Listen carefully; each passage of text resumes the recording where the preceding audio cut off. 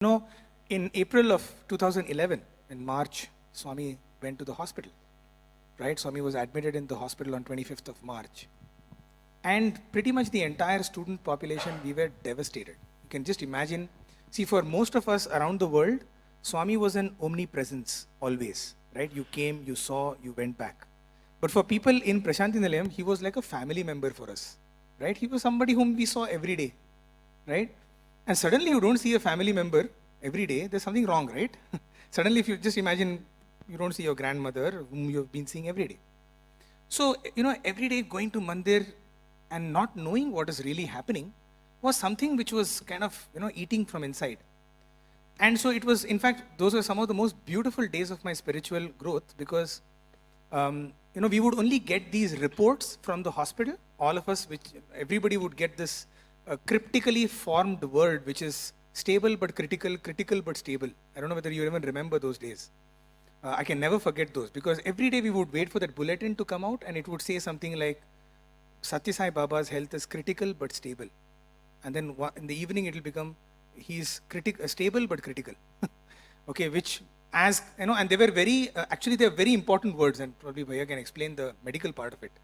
Okay, but so what I used to do is, I used to think that, we were told that Swami is on ventilator, right?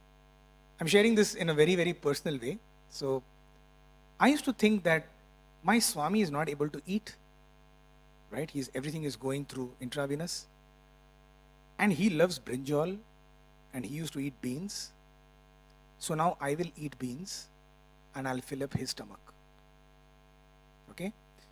And maybe my Swami is not able to have bath.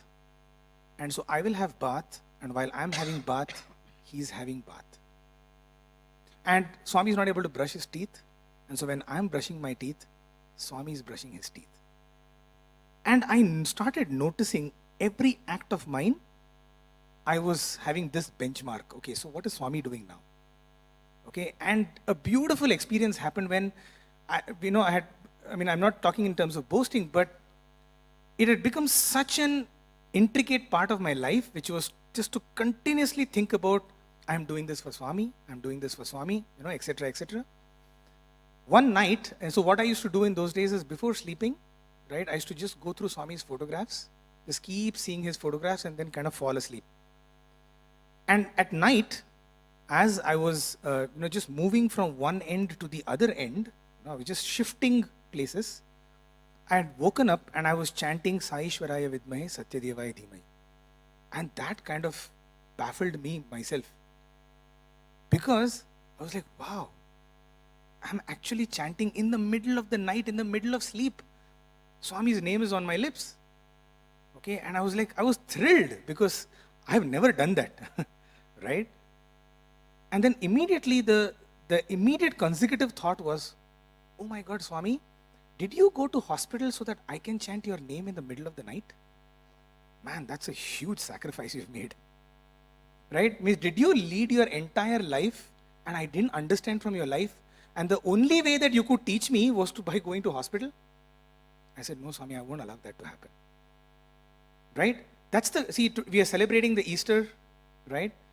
Why does God come down and then go? Only to teach us how we can make routine into discipline.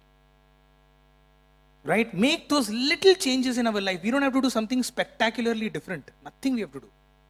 Right? Swami has told us time and again, only that. All we need to do is to add a little bit of God into everything that we do. Just keep adding a little bit. 1 teaspoon, 2 teaspoons of God. Add into everything. Sweetness will automatically pervade our